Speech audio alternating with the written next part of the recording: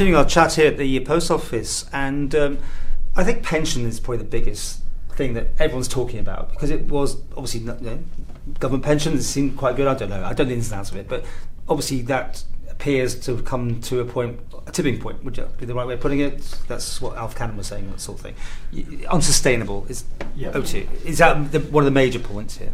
The last valuation that we had from the actuary, and this is a full trustee board that deals with the pensions, Paul, and we have professional actuaries and professional managers of the account, but it's no different than anything else in the public sector. We've had the evaluation, and there's an expectation that the business would have to pay in additional percentages going forward, which are unaffordable to the business. So we'll obviously have to go into negotiations with regards to that. And we're not actually doing anything different than the rest of the public sector workforce has had by sharing that cost envelope with the workforce. The big change which we've proposed as a business is that we close the current pension scheme to new workers. This is possible with our scheme to do that, because we're a fully funded scheme. So by doing this, we're actually protecting the current workforce's pension benefits going forward. What does that mean then to people coming in? I mean, is there any pension? Is it a smaller pension? Is it what these posted on this new numbers, which is going to be less? Blah blah blah. So we're looking to open a new defined contribution scheme. So that's different to the existing defined benefit scheme. So defined contribution schemes are very common in the private sector, almost standard nowadays. So what we're looking to introduce, subject to TIMWLD approval, will be a competitive defined contribution scheme. And what about sick pay and holiday entitlements? These are other things that here on this list. So in terms of sick pay, we have a policy, standard policy, and that's not changing. So our employees receive 6 months full pay, 6 months half pay. So that's quite a generous scheme, I think, again, compared to our competitors.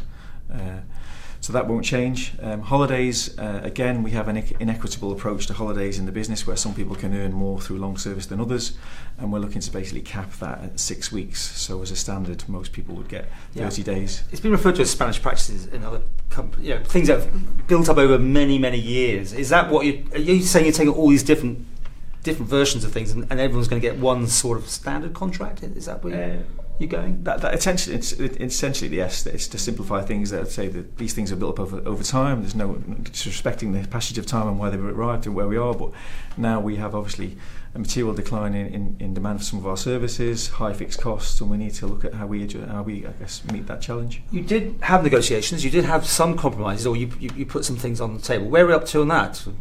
Nothing accepted. Nothing. The sort of ACAS approach, has that gone anywhere? Having a mediator? Well, we obviously did call in Julie Bradley from Manx Industrial Relations, and it was left that obviously it wasn't resolved at the last meeting, and it's been left that we have put proposals to the union and they will come back in January. So that's where we are at the present time. We've not heard anything more since. So since the strike, no communication? So we obviously we put together a formal response to try and avoid the strike. There wasn't time, I think, before Terry left the island to actually kind of get a formal response. So he's taken that away, and he's going to put together a formal written response for us to move forward with. That was for following the negotiations. We put forward proposals to the union, which he's now taken back to his members to discuss. I mean, there has to be a settlement. Every dispute has to be settled. Have you got? You're not going to tell me, are you? I was going to say, have you got more you can give, or are you expecting them to give, or a compromise? Do you think? Are you going in with the spirit of compromise, then, or are you playing hardball? Well, the post office has moved considerably since the outset of the negotiations. This offer that we've gone back with now, we need to wait and see what the union comes back with. But we feel it's a very fair offer.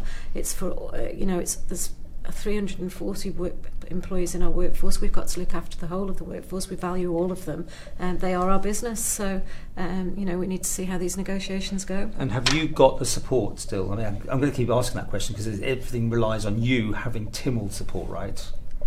To back your plans to play hard. We've actually achieved our, TIMWLD did support. Yes, but after an amazing. It was a long I mean, you were battered, and both of you and your team were battered and bruised in that one, right? You couldn't have been happy with that. Well, you know, obviously that's politics for you. On the day the vote went through Tynwald, we will go back to Tynwald with the actual agreement on closing the pension scheme. We have to go back to Tynwald with that. So we got approval in principle for that.